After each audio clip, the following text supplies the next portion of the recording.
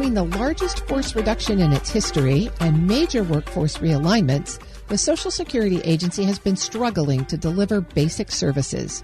New technology is supposed to fill the service gaps, but most of the experts needed to develop and deploy those tools have left the agency.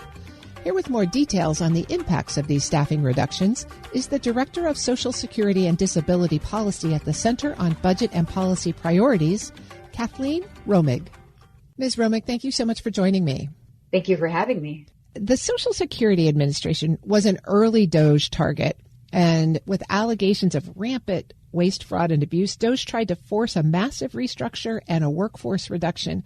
You've done a deep dive into this issue. What's your current take on the staffing situation at the Social Security Administration? Well, the thing is, Social Security started out the Trump administration understaffed. The agency lost 10,000 staff between 2010 and the beginning of the Trump administration, even as it served millions more beneficiaries. So what's happened under the Trump administration has really made things go from bad to worse, and it is threatening customer service for all the retirees, survivors, and people with disabilities who rely on the Social Security Administration for service. Talk to us a little bit more about how the current staffing level fits in the history of Social Security. Well, since the Trump administration came into office, the Social Security Administration has cut 7,000 staff, taking its staffing from 57,000 to 50,000. That is the biggest staff cut in SSA history, and it happened over just 6 months. And you mentioned that this is having an impact. Can you articulate some of the specific impacts that you've documented? Absolutely. The number of people serving the public in the front lines is lower than it was before, even after the agency has sort of reshuffled the deck chairs at SSA. So you have fewer people answering phones, fewer people serving the public in field offices, fewer people processing claims. And not only that, they have significantly less support because under the massive restructuring that the Trump administration has done, the headquarters and regional staff have been cut basically in half. So there are fewer people helping them with laptops or with any kind of stuck cases that they have to work out or all of the different supports that they relied upon to get the job done. So the new Social Security Administrator made some changes when he came in, and one of them was reshuffling, as you mentioned, folks from desk jobs or back office jobs to frontline customer service and phone operators. How is that going? Is that having the impact that they hoped? Well, it's been a very, very rapid transformation. They took from headquarters and regional staff 2,000 employees and very quickly retrained them to take claims, to answer phones, or to work down the agency's backlog and disability claims. And that's really complicated work. It's not something that somebody can pick up overnight. It takes a lot of training and a lot of practice. And in fact, SSA executives say it takes about 2 years to really become proficient in those jobs. And here we have people in a sort of boot camp situation for maybe 6 or 7 weeks. And then they're expected to take on these complex workloads really quickly.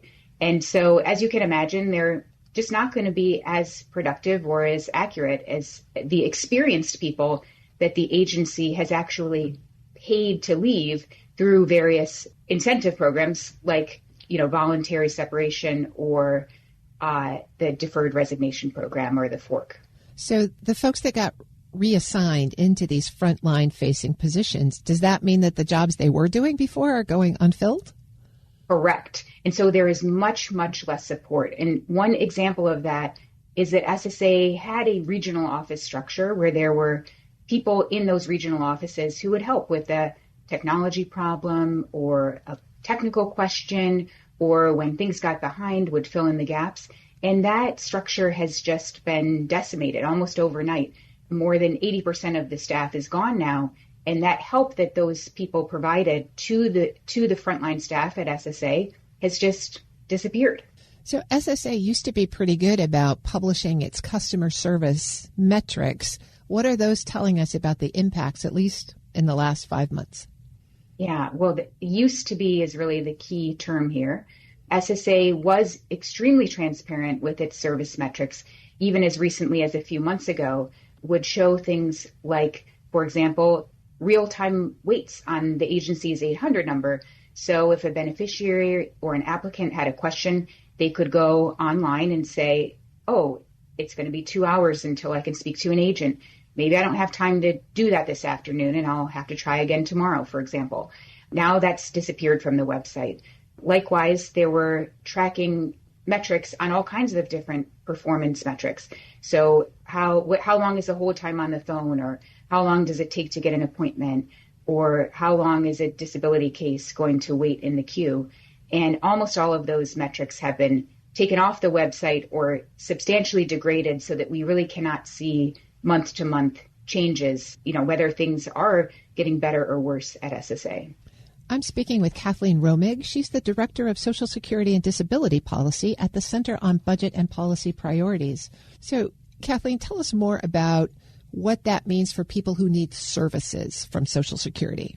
Yeah, people are waiting longer than they used to. The metrics at last time they were published were pretty grim. Fewer than half of people who were looking to make an appointment at SSA, for example, could do it within the month. They had to wait longer than a month to make an appointment in a field office. And that's important because a lot of things really do need to be done in person. For example, to make a claim for a survivor's benefit when a spouse dies or a parent dies, you can't do that online. So your only options are calling to make a telephone appointment or calling to make a field office appointment. So this is really important for people who have experienced a death in the family. They really need to be able to access their earned benefits, and there's no online option for them. So yes, they are waiting over a month in order to go into an office. And when they call on the phone to make that appointment, they were waiting 2 or 3 hours on average to get through to an agent to make the appointment.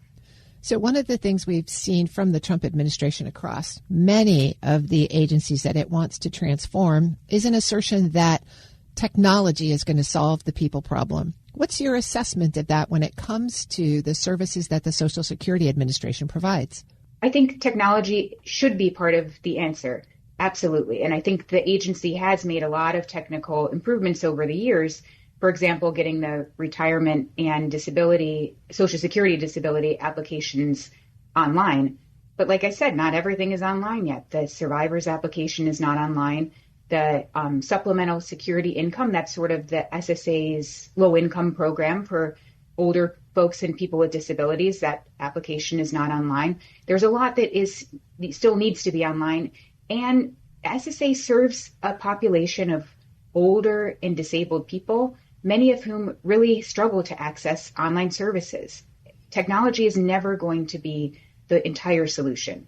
There are many of SSA's customers who are always going to need in-person help, whether that's over the phone or in a field office, but they're going to need help from a human being. The programs are extraordinarily complex. They're going to have questions. They're going to have problems. They're going to need help from real people. That's never, ever going to go away.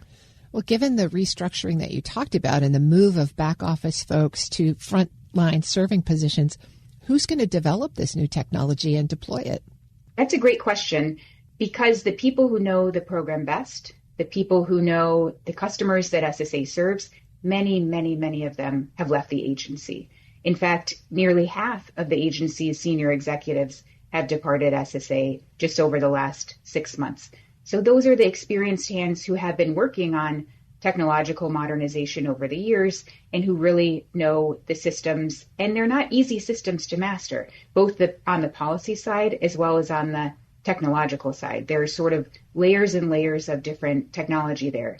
So the new commissioner, Frank Bisignano, has said that he would like DOGE to lead the efforts on technological modernization.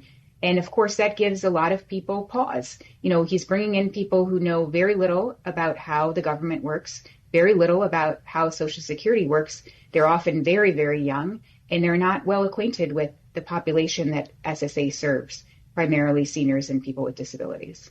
So you're from the Center on Budget and Policy Priorities. What are your recommendations for improving how Social Security delivers its services?